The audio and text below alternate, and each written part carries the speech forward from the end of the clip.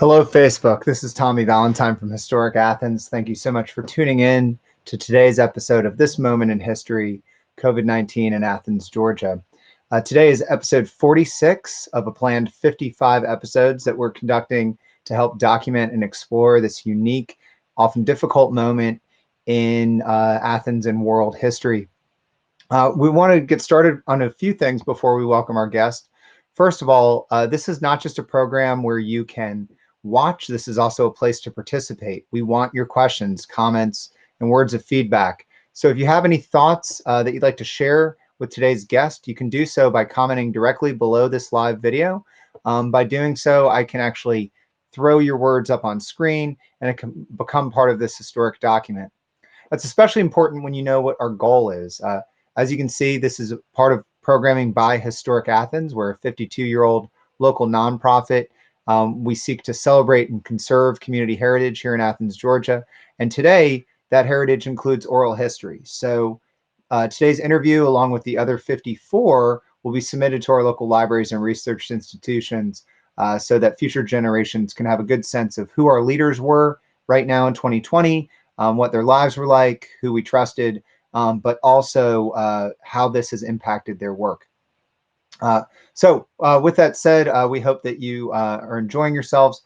We do this every weekday at 1 o'clock through June 26th. If you'd like to see any previous episodes, we'll tell you a little later in the program how to do that in the videos section of our Facebook page. All right, let's bring our guest on. So today's guest is someone that I've had the pleasure of knowing for a really long time. When I first met him, this hair here was up here. And I was still in high school, and I was a little snot-nosed kid that thought he knew way more than he did, and that's probably still a problem. But like so many people, young people in Athens, I had the benefit of calling the following guest a mentor, and he has been a powerful voice for young people that are seeking to improve themselves and gain a strategic way of engaging with their communities. He is a force to be reckoned with as a community leader, as a nonprofit leader, and in so many other ways. And I'm really looking forward to today's discussion with him. So we're going to go ahead and switch out the virtual life for the real thing. So let's go ahead and bring him on in. So, all right. And then let me just switch your audio on for you. All right. Life, thank you so much for joining us today. How are you? I'm good, man. Thank you. I was just taken back by the comment about all the hair that was there was more of hair. Yeah. And I think I would probably be one of the only guys that know you by so many different names to watch you go through so much different stages. And I must say that I'm very proud to call you my younger brother. Hmm. And I'm glad to see you, your father now, just to see you going through these stages. And big respect to that, Tommy. Thank you, man. Yeah, we were before we jump on air because I've known you by several different names. I was like, Yeah. are we Lem today? Are we Life? What are we doing? Yeah. Yes, you've known me by lots of different names, some of which we can say politely in public. um, but uh, Life. Today's conversation. I see we have Mhm. folks tuning into it. We're going to touch on all kinds of different things, but not everyone has had the pleasure that I've had of getting to know you personally. They've probably seen you lead a room. They've probably seen you advocate, whether it was your time with Clark County Mentor Program or with Chesson Community or in other various ways. But I want to take a few minutes to make sure folks really know you. So can you take a moment to introduce yourself and talk about your relationship to Athens, Georgia? Okay, my name is Lemuel LaRoche. That's my real name, but everybody calls me Life and or Life the Griot. I came to Athens, I would say around 99, 98, 99. And believe it or not, and I came as a student. And believe it or not, Athens was not top of my list, right? I was making a transition from a school in Gordon College down in Barnesville, Georgia, Hmm. of anything. And I selected Clayton County, Georgia State, and UGA. And UGA was actually third on my list because anybody that comes from communities outside of Athens, when you think of Athens, you think of UGA. When you think of UGA, you think of, racism and things things of that nature. So I didn't know anything about Athens, so therefore Athens wasn't on my list. It wasn't until one of my close brothers, who I was in Gordon College with, he went to Athens. He went to University of Georgia, and he was like, "You need to come and just check it out." He was like, "I know you got these ideas about Athens," and he said, "You can't have these ideas if you haven't checked it out." Mm. And when I came to Athens, my first place it was a he knew what he was doing, right? He brought me to Athens. I was like, UGA, ain't no black folks there, ain't nothing happening in Athens. I'm not trying to go there. In fact, I'll probably go to Atlanta or Clayton.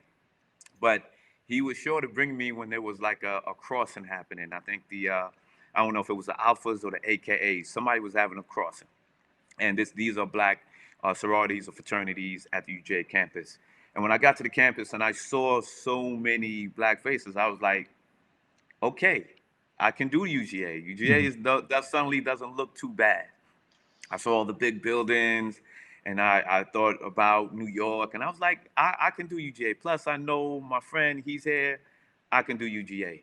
So fast forward, I came to UGA, I think in 99 fall, and I immediately got into the School of Social Work. And anybody understands social work, you know that um, social work is not one of those fields where you just stay on UGA campus. And like many other people, when you come into Athens as a student, you become confined to the parameters of University of Georgia and downtown. And every now and then you might swing up to the mall to try to get something here and there, but then you leave. But social work is one of those professions, one of those fields where you have to penetrate, you have to engage the communities. And one of my mentors, rest in peace, Dr. McNair, who was a white gentleman, but such a passionate individual, and he has such a vision for communities. So, in some of the classes that I would take, social work, you get into micro and macro systems, and you know how these systems work. How does it impact people of poverty, people of color? How do we get into the gender everything, right? The gender binary. But Dr. McNair, what I appreciated him, he was able to show me. He's like, look, we need to begin to engage this community. And I'm not going to say that he introduced me to the community, because even that, I come from a background where it's always about community. My father was always community focused. How do we build communities? How do we see the injustice that's being done in communities? And how do we become a part of the solution and not a part of the problem? And that was something my father always drilled into me. So that was going on one aspect of UGA. But what else was happening, and I think where we met, was Dreaded Minds, That's right, right? Dreaded Minds. Shout out to Montu Miller. Me and Montu met uh, way back. We met actually in Georgia State. We both were dating someone, and they were friends, and that's where we met. And we just started talking before I came to UGA, before he came to UGA. And he was talking about all these ideas about, yo, man, Dreaded Minds, this concept. And I was like, yo, that's dope. That's important, because we was doing some similar work down in South Georgia. So we was like, oh, yeah, it's important. It's needed. Respect, brother. We're going to catch up. And I just thought I was never going to see the brother again. But when I came to UGA, I'm walking through Tate or somewhere, and he's like, Lem? And I'm like, okay, who knows me as Lem? Nobody knows me as Lem, because everybody knew me as Life. And I was like, yo, and we just embraced. And he was like, remember all the things we talked about? I got the charter, I got everything. Let's make it happen. And what was important about Dreaded Minds, a lot of people just thought it was a bunch of people with dreads that came together. Nah, it was a community. It was a community we developed because we didn't feel community on UGA's campus. Mm. So it was a community within a community. And at the time, we wasn't even connected to the Athens community, Right. right? So now I know about EADC, all these things that's been happening, but we wasn't a part of that. And I think a lot of that was deliberately done. So Dreaded Minds was a way of bringing a community within a community, and we used poetry as a medium, and was a way of really getting people together. We did freestyles, we did battles, we did poetry. We passed the incense around. We would meet at Montu's place or other people's place, and it was a way of really building a community. And from there I was able to really interface and connect with a lot of local Athenians. Mind you, at the time, now I'm a guardian. I have ownership of my younger sister, my cousin. So I'm in UGA trying to do the work. I'm working, I'm in Dreaded Minds. I'm trying to do everything. But I still didn't know the Athens community. So Dreaded Minds was a community and UGA organization. So it wasn't just focused on UGA campus. We invited community members, and it was a way of the community introducing us, embracing us to the community, and it was a way for us to bring a lot of the students on campus and a lot of the community folks on campus and either get jobs or even things of how do we get access to some of the resources UGA had. So it was an interesting dynamics that we built. We eventually grew. Dreaded Minds had lots of members. You've seen it. You've been through that stage. Yeah, that's right. And so it was a bit of that, me connecting with the community on various levels and me connecting with the community through a social work, a macro, So with the social work, it was warning the community about what we see now. There's going to be building, there's going to be potentially a train coming through Athens, and we got to figure out a way to warn the community and get them mobilized and organized. And these are tasks that I had as a student. And wanting North Avenue, all that is going to be eventually owned. Students are going to, everything we see now is what we were trying to warn back then. And Dr. McNair was way ahead of the time in trying to really develop us to really hit the ground and really mobilize like that. And what I've noticed is, UGA, while Dr. McNair had his views on exactly what were some of the issues and what were some of the things we need to talk about, some of the things that's often left out in any conversation is the community. Hmm. Everybody wants to come into the community, and I say, yeah, everybody, including myself, because I was also, that person that came in the community with, y'all need to figure out, yo, look, this is what's happening, this is what needs to be done. There's going to be gentrification taking place. All the land, it's going to go skyrocket. Hold on to your property. Or it's going to be so much development over here. And we was trying to warn the community, but people was like, I don't care about all that. I'm just caring about, look, we just need sidewalks. Right. We just need to figure out a program to get our kids in. We just want like the basic needs. While we're thinking of things from the macro, these are all the things we need to change. A lot of communities are more in survival. Look, we just need basic needs to really get some. We need opportunities. We need to figure out a way to grow. We need to, get opportunities for our kids to get a part of. At that time, it was East Side, West Side, tension between Athens, and anybody that understand the history. And it was like, we just need to develop something. And this is where we wanted to find a way to wrap Dreaded Minds in a way to really bring both East Side and West Side together. So I came to Athens as a student. Fast forward, did a lot of internship at the first. I started at the jail down there in Jackson, Hmm. and I was like, man, I was seeing people from Athens, seeing people from Macon, from all different places who had what we call football numbers, meaning these guys this was like the holding place until they get sent to prison time. 30 years, 20 years, 15 years, that kind of numbers, football numbers. Right. And the idea was, man, I'm here working with these. It was mostly men that are facing a long time, and I'm trying to give them like, yo, you can still be impactful in your community, right? You still got a voice, that kind of stuff. And I was like, I will be a lot more impactful, really being on the ground in the community.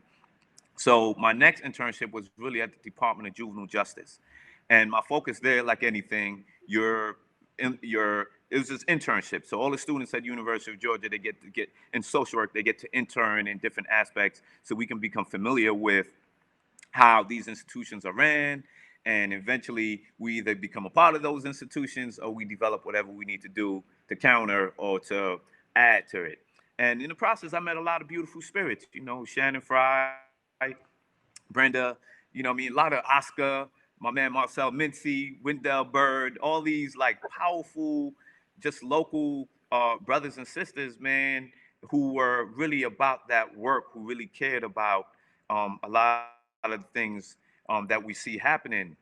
And where maybe the institution of the Department of Juvenile Justice is a structure, a box that, there's so many hurdles. I wanted to be a judge, juvenile judge, so I can use that money to really come up with innovative programs in the community. But I realized that you would have to climb so many ladders, so many years. And if I'm trying to change this institution, it may eventually change me, right? So I realized that as an intern, it was like how can I be impactful? And a lot of kids I would encounter, you know, they made bad choices. Show me a 15, 14, 16-year-old who don't make bad choices, right? It's just how the system, you know, penalize certain communities because of the bad choices they made. So what I began to do while working at the Department of Juvenile Justice, I began to say, you know what? Let me incorporate a let me incorporate a model that would help me. I would interface with all these kids, and it reminded me of myself. They remind me of bad choices I made, bad decisions I made, and I said, let me start introducing every kid I run into. If they don't get nothing else from me, I'm gonna teach them how to play chess, and and that became one of my focus. I'm gonna teach them how to play chess, and in fact, after I've taught so many kids how to play chess, I started to organize chess tournaments within the juvenile system, right? To show people that, look, you know what I mean? These kids are brilliant kids. They just need outlets and opportunities to see. They just need to see that there are things that are actually happening. They are part of the fabric of the system, right? So I like the analogy of if you was to take a picture of a room full of folks and you was to blow that picture up to the size of a wall, what would be the first thing people will look for? They will look for themselves in the picture. Mm. And what happens when you don't see yourself in the picture? You become disinterested, you become disengaged, you become disinvolved. And that, in a nutshell, is the story of the Athens community, where so many people are saying, how can we bring all these opportunities, and how do we get all these processes to work in Athens? But you haven't even taken the first step of making the people who are from these communities feel like they're a part of the fabric, they're a part of the structure. And that was something that I really began to see. And the first step, again, teaching them how to play chess, engage, and from there, the whole concept of chess and community was born. But I started saying, look, to give these kids a different window, allow them to see things differently, I really need to, one, expand the way they see and understand their community, expand the way they see and understand the world and their reality. And this is where a lot of those issues of chess and community was born. I was doing the work since 2004, but in 2012, we became a nonprofit when I launched the first Chess and Community Conference. And that was a way of getting all those kids I would just work with. I would just come out my pockets, different community members. Shout out to Burtis. He would throw some money. When we took our first trip to DC, I would bring the kids downtown. It was a way of exposing them. Look, you live right here in this community. Did you even know that there are other parts? And it was like exposing that. And I needed resources to take them up to DC. Burtis Downs, I didn't even know who he was. I knew he was REM. I asked, he looked out, took the first trip, took a group of kids from Nellie B up to DC. And this is where the whole concept would start to be born. I would take these kids, take them to Atlanta, and just completely expand the way they see their world, their lives, and the world around them. Yeah. So this is how Chess and Community was born and became a nonprofit, and you start to see all the work that I'm doing. I can keep going, but you got questions, I mean, please. you know, my thing is, I think we could do a whole series just about you. And actually, so Deborah Gonzalez has a great question here that's going to help us transition to COVID-19. But before we do that, and thank you, Deborah, that's the one we're going to use here. I want to just highlight a few links I've dropped in the comments section that I encourage folks to look at. And if you're watching this through a watch party, if you're not on the main Historic Athens page, head to the Historic Athens page and you'll be able to find those links. Life, your work has been distinct enough that it has been celebrated in a number of ways. Some of the links I included here, there's a link to the documentary film that was made about you and about your effort to bring some of the young people you work with to Ethiopia. I also shared a link that shows your recognition by the Atlanta Braves as a Georgia community leader, and a few other links that I just encourage folks that are excited about your work to follow through. And the website, and the website, yes, yeah, chessandcommunity.org. Yep. Yeah. And it is crazy, you know, I mean, the older we get, Life, the faster time goes, because I do remember when this was just getting started, and I know it's an exciting organization, it's crazy to me that it's no longer new, because I remember when it felt new. But now, I mean, 1 week at a time at Little Italy, 1 week at a time at the library. Next thing you know, it's piled up into years. Yeah, chesscommunity.org, is that right? That's correct. Okay, great. As I said, you were recognized in Atlanta Braves game as an important Georgia community leader. You've been recognized in all these other various ways. That's important. And so in a moment, once we get through Deborah's question, I do want to kind of get back to a particular, I think, question about leadership in these times. But for right now, let's do Deborah's question. Then I see Rain, another great community leader. Rain put in a question. I see. Shout out to Deborah and Rain. Shout Yep. out, y'all. All right, Me and so Rain go at it in chess, and Rain's he right now he's on top, but I got something for you, Rain. okay, all right. Shots fired. Shots fired. So, Deborah Gonzalez, another great community leader here, shared a question. How are you addressing the pandemic and the protests with the Chesson community youth, parents, and supporters? That is a great question. And Mm, first of all, shout out to Deborah Gonzalez. Just a powerful spirit. indeed. Love you, Deborah. Love the work. It's so many layers to it, right? Because what we see now is what we call the perfect storm. Like everything just kind of converge into one, and where everything is now being exposed. Now, what some of the issues that we as a community, as a nonprofit, was having is majority of our work were in person, right? Going to the library, going to Boat Shell, Little Ice Cream Dude for chess and ice cream, Mhm. going to Little Italy for chess and pizza, bringing the kids out. A lot of it was physical, getting the kids actually involved in interacting with each other, engaging with each other. And where the pandemic, when that happened, we, like everybody, we was shocked. We was like, okay, how do we now shift everything we're doing physically online, right? And a lot of times it's like, oh, let's just shift it online. This is going to be easy. And in shifting online, we come to realization that not everybody have computers. Well, the school give them computer. Well, not everybody have computer access, right? So real basic things that we don't think about, because we assume that everybody is in the same place that we are, and that's just not a reality. So what we did as Chess and Community is we did shift everything online. So in fact, we're able to engage even more now because we got kids tuning in from, DC, from, Missouri, LA, New York, who are now part of the dialogue with our kids. So now this is a time where we'll be doing our book club.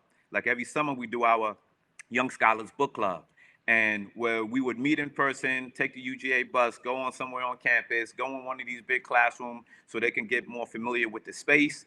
Now we're doing everything online, and we're including more people from other places. So a lot of programs where we were not able to maybe access different speakers because we couldn't fly them in. We have a very small budget at Chess and Community. Now online, we're able to expose them to the world. So we got from Zimbabwe, from Costa Rica. We did a last event with somebody, an inventor from Costa Rica was talking to all of our kids about kids was tuning in from London and everywhere. So the idea is that now that we went online, it it expanded the way our kids see and understand pandemics and world, and we use that as an opportunity to also talk about some of the challenges they even are going through. So this is a time where we use the whole, our social work, the counseling, and helping a lot of the kids, a lot of the parents Yeah. just get involved. We still do our yoga and chess where all the parents come together. They do a check-in. We do a yoga with the parents and the kids. So there are still opportunities and ways that we just use this computer to continue and expand. Now, I think the protests, it it hit it hit different, right? Because the pandemic is one thing. You have to sit down, you have to deal with yourself. You have to deal with your family, you have to deal with community, you have to deal with whatever is going on inside of you. You block that from the rest of the world and you got to face it. And that's what the pandemic did. For months and months at a time, people had to go in. And I felt like a lot of people did that work. A lot of people went in, they did that work, they started building, they started taking more control of themselves. And then George Floyd happened, and then Amy Cooper happened, and then the protests, and we start to see And a lot of that is really designed to just continue to pull your energy, get you rage. And I'm not gonna lie, I was raged. Like, it's, you can't just watch that and be normal. And if you do watch that and be normal, I don't know what's going on inside of you. And I would highly recommend somebody to get some psychoanalysis if you can just see all of that and not be affected by it. But one thing that I came to realization, that if I'm watching this, if I'm having to process this, and if I'm dealing with all the rage and anger and all these emotions that are swirling inside of me, there is another set. We have kids, we have families, we have communities that are also watching this. We have Right. other people that are also dealing with this. So what we did, even before everything, we had what's called intergenerational healing circle, where the whole objective was, or is, that families come together and let's talk about what we're seeing. Let's talk about some of the issues that we're experiencing. Let's share in our knowledge. Let's share in our ideas. And this is an opportunity for families to share amongst each other, and not a professional or an expert to come in and tell me how my problems and how Right. to deal with my problems. It was a way of getting families to actually start talking. So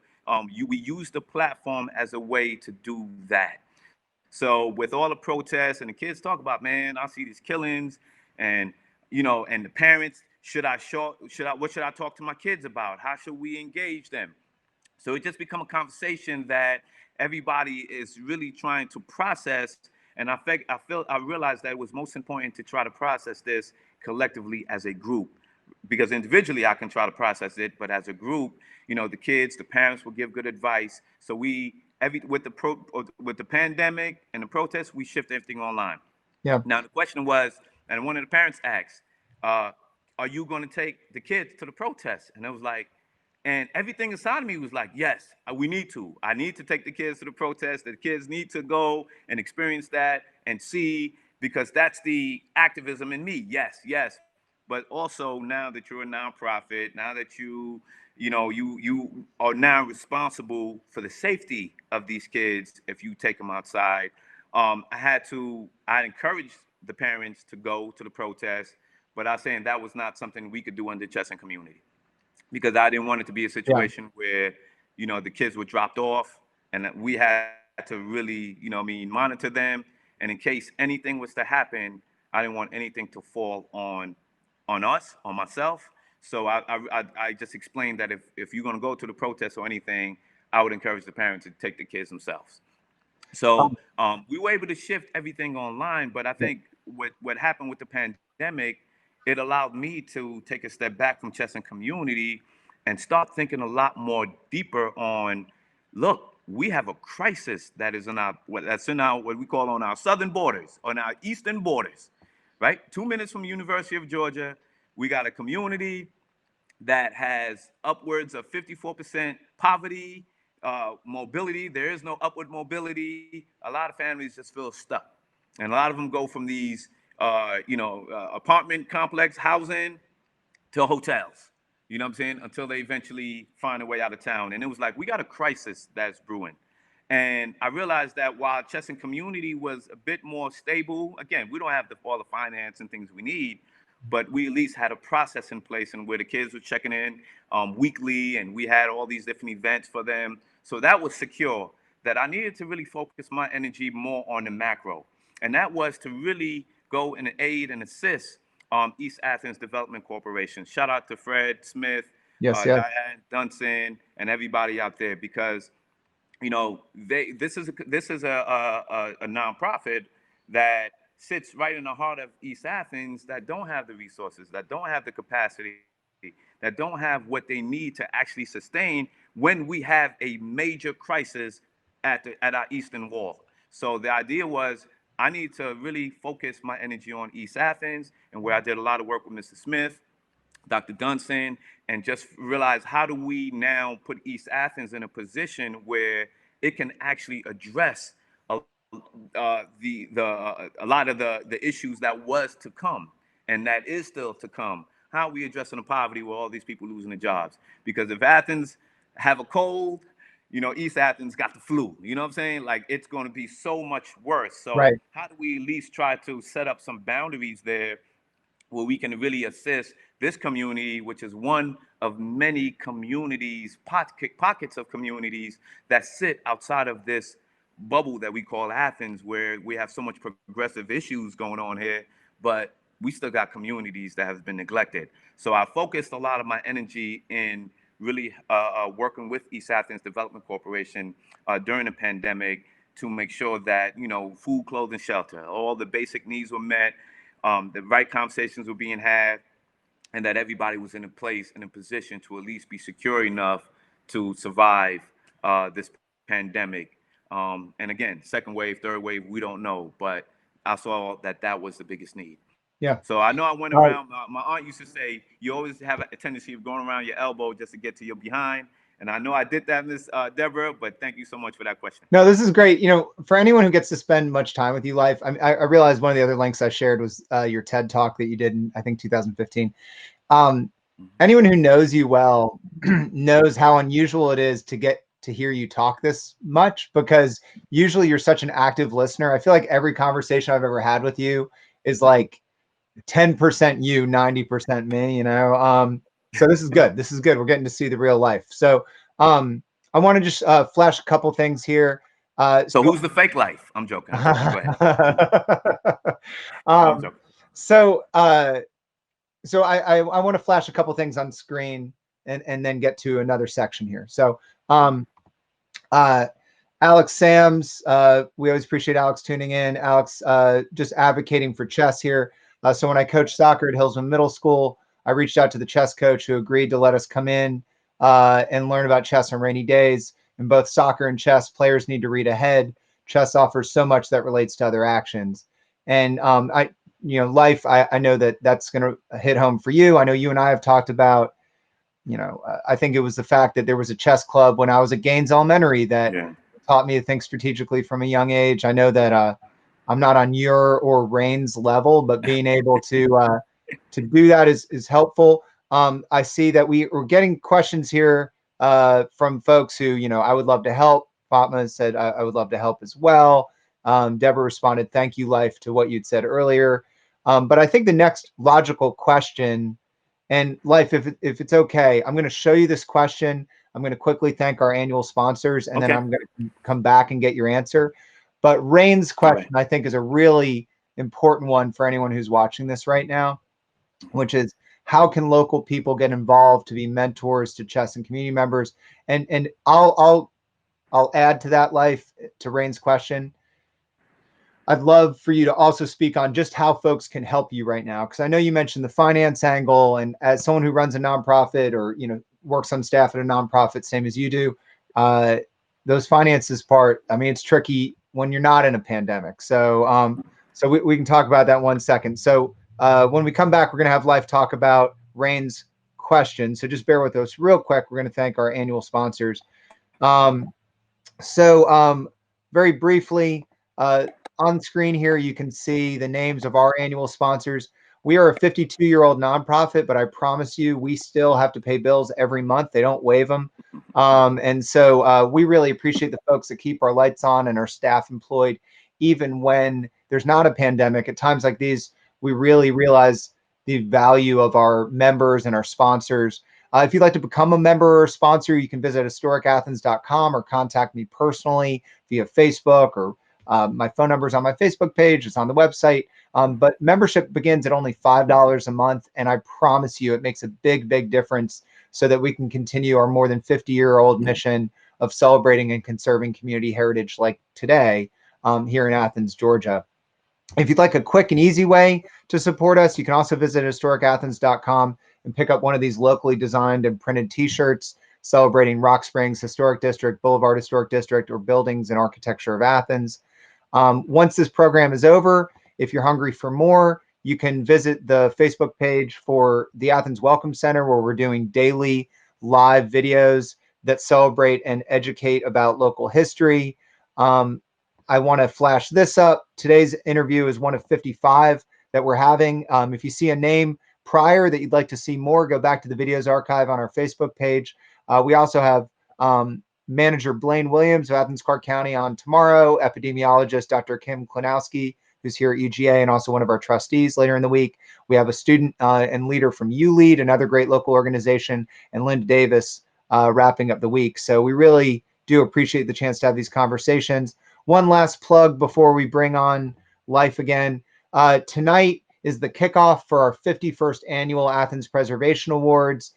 You can join us for free. We'll be broadcasting live from Historic Hot Corner tonight at 6 o'clock here on Facebook. So please come back and help us kick off our award season, our 51st award season. And so we'd really appreciate having you there. All right, so Life, while I have you here, let's get back to Rain's question. So how can local people get involved with Chesson Community and support Chesson Community? First, again, shout out to Kelly Bivens. I see you. Shout out to Alex. Great question. We got Coach Ty. We got here's we Kelly's got a lot comment. of people that are doing some great things with chess at Hillsman as well as other schools. And shout out to Kelly. Much love to you, sis. Now, how can you support? Believe it or not, people would think that with Chesson Community, Life has a full-time budget. I don't. The work I do is volunteer, like the majority of the staff, but I do get, stipends that we get contract work to do different things with the kids. So more than just money, some of the things that we've always dealt with was being able to get vans. Like we need vans, right? We're often when we take these trips, sometimes I have to decline or take only a few kids because we can't rent 3 or 4 vans. But one of the our capital campaign, one thing we are focusing on now is to really get us at least 2 15-passenger vans.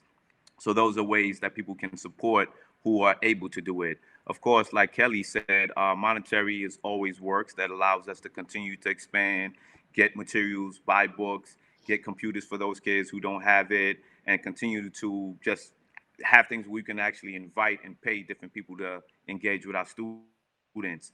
For those who just want to mentor, like the problem is now we're in this pandemic, everything we're doing is online. But as we come back, we're at the library every Monday. Shout out to the library. We had that partnership for upwards of I think 4 years now, and we've been every Monday. We at the library, and we have so many kids that come, and we encourage community engagement and involvement. And this is an opportunity for various community members to come, let our kids teach you how to play chess. And this is an opportunity for you to impart your wisdom, not your ideologies, right? Your wisdom, right? Because there's a lot of people come with ideologies and they want to just, why don't you just pull your pants up, that kind of behavior. And it's like, Right. I feel you, but just chill right now. This is not what this is about. So that option, the opportunity is always there. As we're moving into the next stage of Chesson Community, we have a lot more kids. We get Chesson Community, we get them from middle school and even until they graduate from high school. And once they complete this program, we give them a scholarship for them to go to college. Not all the kids we give the scholarship to have came through Chesson Community, but we've given up to $40-something thousand of scholarships that we have raised, that we've collected from community members. Shout out to Grady, shout out to Grady Thrasher, Rain. No, so much. There's too much name, but shout out to the people who believe in what they do, and they've been able to really help provide resources for us to get kids these scholarships to go on to college. So we get them from middle school all the way till they graduate, and even at then, they have to come back and run the book club, run the debate clubs. A lot of people don't know chess. Chesson Community, people think we just come together and play chess. Chess is the entry point. So chess is the way to bring them in. Every kid that comes through, we want them to at least learn how to play chess, get them into systems thinking. And then we move them into, now let's look at the community, right? Let's attend the mayors and commissioners meetings. Let's get into debate clubs. Let them go to Demosonian Society on UGA campus. Take them to Atlanta, let them debate. We've partnered with College Factory, Dante Robson Foundation to create what's called Project Rewire that focus on youth, especially a lot of kids that are in the homeless, foster care, kids that are in Department of Juvenile Justice, and more so a lot of the kids that are just engaged in a lot of the athletic aspect to get them engaged in this pipeline. If they got a school to prison pipeline, we also have a sort of a community to success pipeline. And that's what we've been able to develop. And all of that is, we're working, we're pretty much doing that for free. right? Right. Because one thing that we're seeing, I can't say that, we're starting to get access to CDBG money. We're starting to get access to more resources, and where that we're now able to engage other communities and actually have some resources to do so. But again, a lot of that is relied on volunteers. And anybody that's ever ran a program know that when you do it volunteers, the volunteers, they are very vital. They bring so much passion, so much support. But like right now, when the summertime hit, those volunteers ain't there. Then executive director has to become the program director, the fundraiser coordinator. Right. You would know what it is. You know Right. what I mean? So we, as always, we're always looking for ways, looking for grants and opportunities so that we can actually uh, put everybody in position. We're able to do the work that we're doing with only about 10% of our capacity. Right. So, do Athens have a gang problem? Because we hear a lot of that. The gangs, the youth are wild and the youth are out of control, yada, yada, yada. Do we have a gang problem? Or, as my sister Rebecca Matthews say, or do we have a youth development problem, right? Mm. And I think we have a youth development problem because, and shout out to the boys and girls. We've partnered with Boys and Girls. Shout out to Sterling, Big Mike. We partnered with them where we were able to provide some chairs at both locations and just bring some type of enrichment programs. And we plan to continue to do more as the pandemic clears. But it comes an age where those kids age out, where Right. by the time they hit about 15, 16, 14, what I mean? A lot of those programs that once caught them when they were in their teens, 11 to 12, are no longer attractive. So we like to see ourselves as that space in where let's now get those kids, that's the pipeline and working with the boys and girls. Let's find a way once they get out, Yep. let's get them into our program and let's develop them and make sure that they're taken care of. They can at least make their way into college or career with College Factory with Lawrence Harris. Shout out to him. And do other things. So everything we do right now is really try to figure out this pipeline. We were able to be So, successful. like, Yes. real quick. So sorry to jump in. So I was going to say, I know that we have to get you out of here a bit earlier than Yes. standard, and so I want to, it's hard because there's four things I want to follow down the line. I'd love to talk. Since this is a historic document, I'd love to document more as as a Dreaded Mind alumnus, Yes, more sir. about that experience. So we should have you back and talk about the history of that, the legacy of that organization at some point. Have some other members come back. How impactful that was for all of us that got to graduate from that. Um, the topic you brought up of the transition from activist to nonprofit executive director and the tension of when you're supposed to wear what hat and public Mm. perception, and that's something that would be a very rich conversation. I know I told you that there's three questions we always close out our interviews with, and I want to give us Yeah. time for those. But I want to just very quickly, I'm going to throw something at you that's going to take 30, 40 seconds to explain. And then I'd love just the best minute you have on advice on the following Okay. subject. Okay. Um, All right. right now, with everything that's going on with Black Lives Matter protests, with increased understanding of racial disparities and Mm. marginalization, oppression, supremacy around the country, one of the things that is a big topic is how to be a good ally. And it's interesting. This morning, I put up a post on my personal Facebook page about my feelings on the subject. And the moment you flashed up on screen today, I realized that the whatever wisdom I was sharing this morning was a diluted version of wisdom you had given me back in our, we always talk about this, that hot corner coffee conversation we had Mm-hmm. years and years ago, back when I didn't know how to be a good ally at all, when I thought it was something else. And so, these are questions that are not easy to answer. A lot of times it's trial and error. But if somebody's watching and they want not just to assist Chesson community, but assist their community and be a good ally, do you have any guidance on that, on good practices? I would say the best practice is to communicate with those on the ground that are actually doing the work. And sometimes there's an assumption that we know or we select who the leaders of Athens are. I'm not an Athens leader. I'm just one of many people that are doing work on the ground. So go on the ground, see who's doing the work, talk to the people, Mm, identify what you are being an ally for. Because oftentimes, like, I just want to be an ally. An ally for what? mm, What's the objective?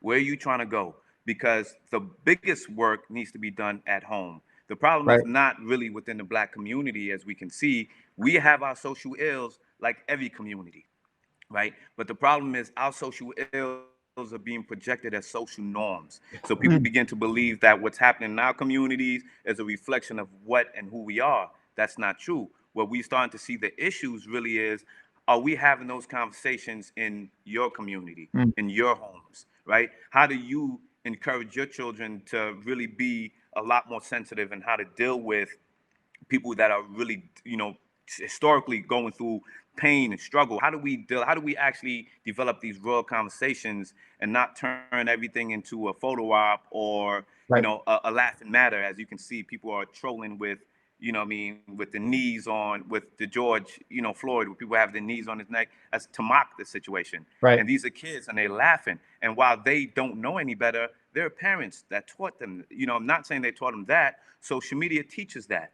Right. So I think the biggest impact you can do is really begin to have real conversations about race, about what you're seeing in your home, and then welcome others into that. And I've been talking with a lot of my friends, throughout this community, white friends, however, a lot of my friends, and we've been talking about how do we actually begin to have real and very important dialogues. So if you're going to be an ally in any community, go on the ground. Don't assume you know what's going on in that community, right? Go on the ground, talk to people. If you want to be an ally in East Athens, talk to Fred Smith. He can tell you all the things you need to do. You want to be an ally in this part, talk to people who are there, and we can point you to those people because they too have voices and they've too been on the ground for many, many years and can give you some very valuable solutions. That's great. My 2 cents.